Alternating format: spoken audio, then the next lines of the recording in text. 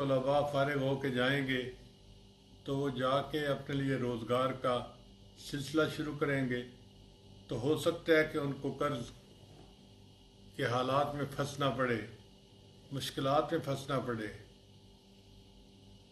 عورتیں گھروں کو جائیں گی بچیاں، تو اب ان کے ماں باپ ان کے لیے رشتوں کے انتظامات کریں گے۔ کئی بچیوں کے رشتے تو جلدی آ جاتے ہیں اور طے ہو جاتے ہیں، کئیوں کے رشتے نہیں آتے۔ اب جب ان کے رشتے نہیں آتے، وہ بچی تو حالات کی مچھلی کے پیٹ میں پھنس گئی نا، کر بھی کچھ نہیں سکتی، دعاؤں کے علاوہ، اور ماں باپ بھی پریشان ہوتے ہیں۔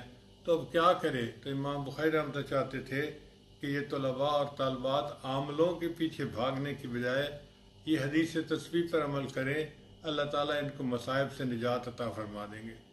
حضرت یونس علیہ السلام اللہ کے پاک پیغمبر تھے، ان کو مچھلی نے اپنے پیٹ میں لے لیا تھا۔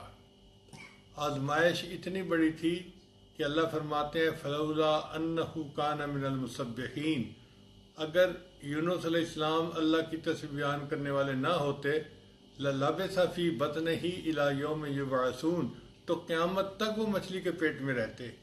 اتنی بڑی آزمائش تھی، مگر انہوں نے مچھلی کے پیٹ میں لا الہ الا انت سبحانک انی کنت من الظالمین پڑھا، اور اللہ نے ان کو نجات عطا فرما دی۔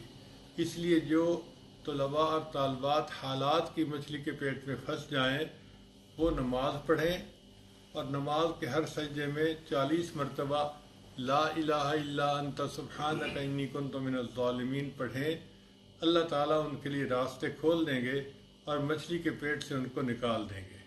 جو مقروض ہیں اللہ قرضہ ادا کروا دیں گے، جن کے رشتے نہیں آتے اللہ ان کے لیے رشتے آسان فرما دیں گے۔ اب بچیوں کو چاہیے کہ آج فراغت کے بعد وہ اپنے گھروں کو جائیں گی تو جامعہ میں انہوں نے جو کچھ سیکھا ہے اس کا گھروں کے اندر جا کر بہت زیادہ خیال رکھیں۔ گھر کا ہر فرد ان کے اچھے اخلاق کو دیکھ کے یہ کہے کہ ہمیں تو باقی بچیوں کو بھی عالمہ بنانا ہے۔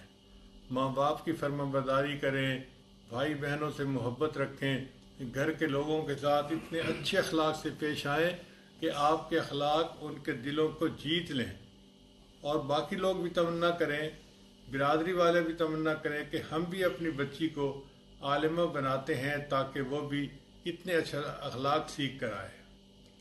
اور نیٹ اور یہ جو سیل فون کی مصیبت ہے، اس سے اپنے آپ کو بچا کے رکھیں۔